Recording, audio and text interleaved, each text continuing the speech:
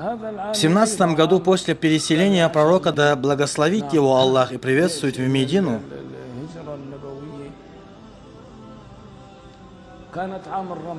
случилась засуха и голод.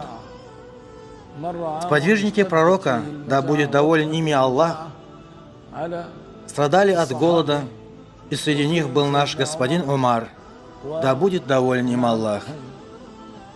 Умар, да будет доволен им Аллах, отказался принимать мясо и другие продукты из-за того, что мусульмане страдали от голода. Однако он принимал немного пищи, чтобы выпрямить спину и не умереть от голода. И вот он вышел вместе со сподвижниками посланника Аллаха, да благословит его Аллах и приветствует, совершить молитву о прощении дождя. И он и сподвижники попросили посредством Аббаса, дяди пророка, да благословит его Аллах и приветствует. А вышли они таким образом, что Билал, сын Хариса, да будет доволен им Аллах, зарезал барана.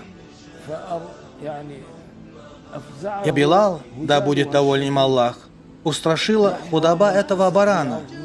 Его мясо прилипло к костям, и это его устрашило.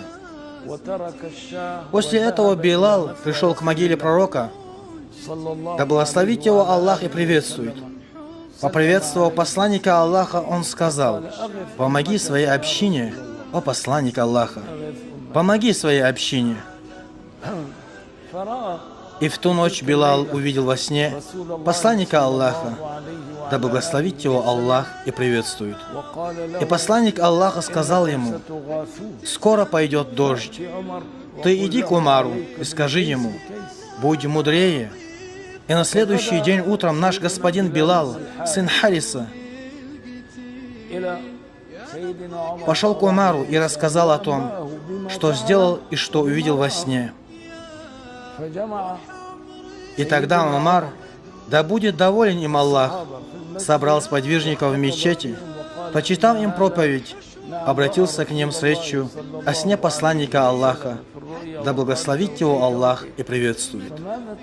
Как вы понимаете его слова «будь мудрее», они сказали: «Он просит тебя поторопиться вывести нас совершить молитву о прощении дождя». И тогда наш господин Умар вышел, и собрались вокруг него сподвижники посланника Аллаха, да благословит его Аллах и приветствует. И они совершили молитву о прощении дождя. После этого он прочитал им проповедь. Во время совершения дуа он просил посредством Аббаса, дяди пророка, да благословит его Аллах и приветствует.